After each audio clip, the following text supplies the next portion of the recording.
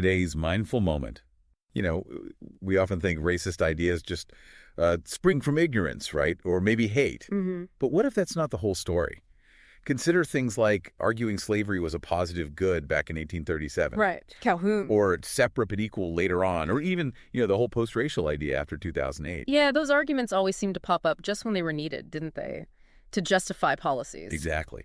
It makes you wonder if these ideas weren't just found, but maybe deliberately built, constructed. That's a really insightful way to look at it. It shifts the focus, doesn't it? From just seeing prejudice to asking, okay, where did it come from? What purpose did it serve? Yeah. And when you look at American history, it seems pretty clear that racist ideas were often the rationale for the systems of oppression already in place or being built. Okay, so that's what we're digging into today. Tracing these ideas right back to the start in America colonial times, early 19th century. Looking at how they were formed, how they got around. And how they were used to, make something like slavery seem legitimate.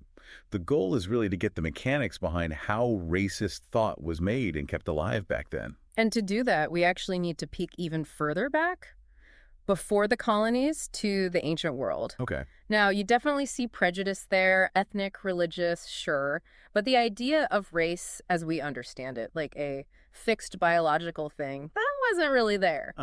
So not racist ideas in that specific sense. Not in the same framework, no. Which is why it's interesting that even then you had voices saying completely different things, ideas about equality. Really? Like what? Well, think Greco-Roman times. You had Alcidamas saying the deity gave liberty to all men, a kind of natural freedom idea. And Lactantius argued God wanted everyone to be fair, that is, equal. So these concepts existed, But they didn't exactly become the foundation in America, did they? No, they didn't. It seems other classical ideas had more sway in the early colonies. How so? Well, think about the colleges, Harvard, William, and Mary. Aristotle was huge in their curriculum. Okay. And while he had many great ideas, his climate theory, the idea that climate shapes people well, that got twisted later. Twisted how? It was used, adapted, to argue that Africans were somehow naturally suited for slavery because of where they came from. Wow. So a theory about geography becomes a tool for oppression. Shows how ideas can be warped, doesn't it? Absolutely. And it wasn't just philosophy. Early English travel stories played a part, too. Right, shaping how Europeans saw people who weren't like them. Exactly. These accounts were often biased, portraying non-Europeans as different, inferior. Captain John Smith, writing for New England Plankers, described enslaved Africans pretty horribly. Calling them idle and devilish. That definitely paints a picture. It certainly influenced perceptions. Which brings us to 1619. Jamestown, the first enslaved Africans arrive. It's chilling how quickly those emerging ideas of difference could have been used to justify it all. Especially when you compare their situation to, say, white indentured servants who had a term limit. The records for those first Africans are sparse, sadly. But their enslavement itself, compared to temporary servitude for others, strongly suggests these ideas of racial difference were already active. There had to be some justification for that difference in treatment. And it went beyond just less capable. Right. There were some really disturbing portrayals, especially targeting Black women early on, like the Isle of Pines. Yes, the Isle of Pines. That text from the late 17th century gives us a window into those early British views. How so? The Black woman character there is depicted as, hypersexual. And that portrayal does a couple of things. It excuses the white man's actions and basically shifts blame onto her supposed nature. Dehumanizing, a way to normalize exploitation. Exactly. It's part of that process. Okay, so these early justifications, these ideas, they start getting more solid, right? Embedded in laws, even in how religion was interpreted. Precisely. As slavery got more established, laws followed to protect it. A big question was baptism. Right. If an enslaved person became Christian, were they still property? That was the fear for enslavers, that Christianity might grant a claim to freedom. So the colonies clamped down. They did. Virginia in 1667, New York, Maryland, around the same time, laws were passed saying very clearly, baptism changes nothing about a slave status. Wow. Economics trumped everything. Plus, you had Parliament and local rules giving masters huge power, strict severity, absolute power, reinforcing the property angle. It's like they had to legally right people out of full humanity.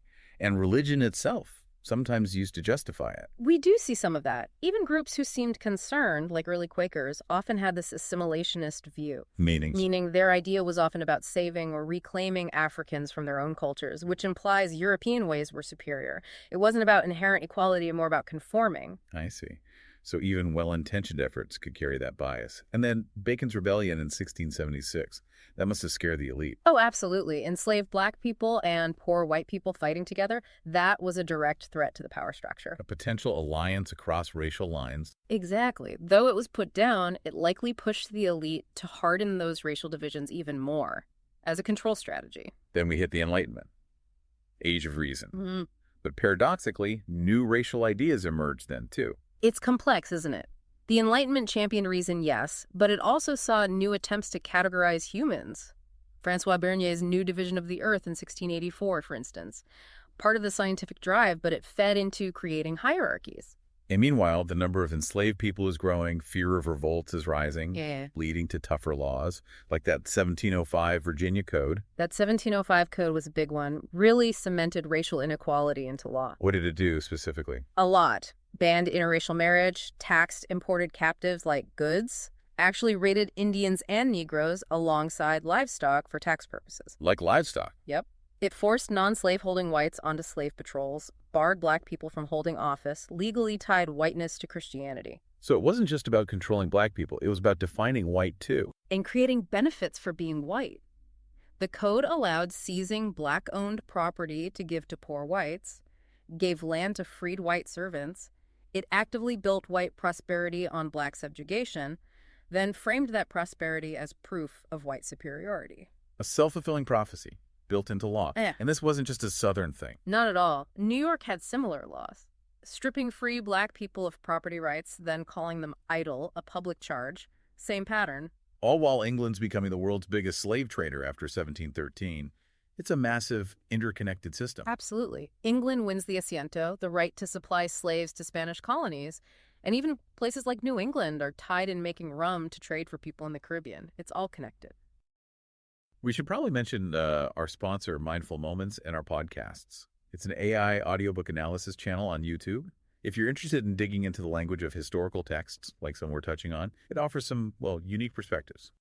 Interesting. Yeah, analyzing the language itself is key. Look at someone like Cotton Mather around that time, early 1700s Boston. What about him? He was actually interested in inoculation, learned about it from enslaved Africans. But even while getting information, his writings show this dismissive attitude, how they spoke brokenly and blunderingly, limited understanding even when seeking knowledge. Highlights the ingrained biases. And it gets worse with some major Enlightenment thinkers, right? People we usually admire. It's unsettling, yeah. Malachy Postlethwaite openly tied the British Empire's strength to its African foundation. Carl Linnaeus, the father of taxonomy, created racial hierarchies. Linnaeus did. Yes, and Voltaire. Voltaire argued black people were inferior, even comparing them to animals. Buffon put Africans sort of between barbarism and civilization, with Europeans as the most perfect. And these enlightened ideas were read by people like Franklin and Jefferson. They absolutely consumed this stuff. It shaped their worldview, even with all the contradictions. It really complicates the picture of the Enlightenment. But there were counter voices, right? People pushing back. Yes, thankfully. John Woolman, the Quaker, stands out. His anti-slavery writings in the 1750s, 60s were powerful and consistent, a really important dissenting voice back then. Which leads us into the American Revolution, all this talk of liberty and equality. Running right alongside the brutal reality of mass enslavement, the hypocrisy is just unavoidable. Jefferson's Declaration draft even had anti-slavery bits, didn't it? Strong stuff against the slave trade, yes, but it got cut. South Carolina and Georgia objected, and unity, or at least the appearance of it, won out over the principle. Shows you the compromises made right at the start. Yeah. And the debates continued right into the Constitutional Convention in '87. Race and slavery were tangled up in everything. Constantly bubbling beneath the surface, shaping the compromises like the 3/5 clause. And Jefferson himself, such a complicated figure. Publicly against amalgamation, but privately. His long-term relationship with Sally Hemings, promising to free their children, it really shows the deep personal conflicts and contradictions of the era, all tied up with these powerful racist ideas. So the nation's founded on liberty, but inequality is woven right in. Still, after the Revolution, you do see the start of actual anti-slavery movements. Yes, you do. Anti-slavery societies form. Benjamin Franklin, late in life, even petitioned Congress to end the inconsistency of slavery in a land of liberty. But even within those movements, the racism often lingered. It often did. Many abolitionists still held beliefs about black inferiority, maybe arguing they weren't ready for freedom or conceding they fell below some common standard. It shows how deep these ideas ran. It wasn't a clean break. Yeah. And what about strategies within free black communities, like uplift suasion? Uplift suasion. The idea was that if free black people could just demonstrate their respectability, education, morals, success, it would disprove racist ideas and persuade white society. But that puts the burden entirely on black people, right? To fix racism by behaving better. Exactly. It implicitly buys into the racist premise that black behavior caused racism rather than racism being the root problem. And it was largely impractical against systemic discrimination. Meanwhile, science, or pseudoscience, keeps weighing in. Polygenesis, monogenesis. Right. Theories about human origins become racialized. Polygenesis, the idea of separate creations for different races, gained some ground, fitting neatly with hierarchy. Monogenesis, the single origin theory pushed by Blumenbach in 1775, argued environment caused variation. That sounds better. A bit.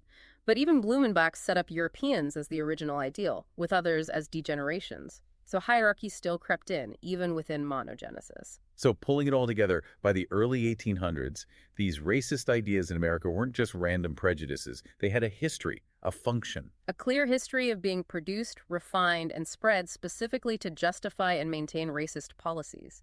It wasn't ignorance leading to policy, it was often policy leading to the need for racist ideas as justification. That really flips the common narrative. Policy first, idea second. The early American experience shows that pattern pretty starkly, and it set a foundation that lasted. It definitely makes you think.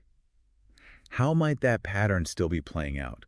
What ideas today, maybe ones that seem neutral or even scientific, might actually be working to justify existing inequalities? That's the critical question, isn't it? Understanding this history isn't just about the past. It's about equipping ourselves to see those dynamics in the present. Absolutely. Well, this has been a lot to unpack, but so important. For everyone listening, if you found this valuable, please do subscribe. Maybe share it with someone else who's curious about these roots. We'll have links in the show notes if you want to explore related materials further. But most importantly, just keep thinking critically. Question the narratives. Look at the history behind the ideas we encounter every day.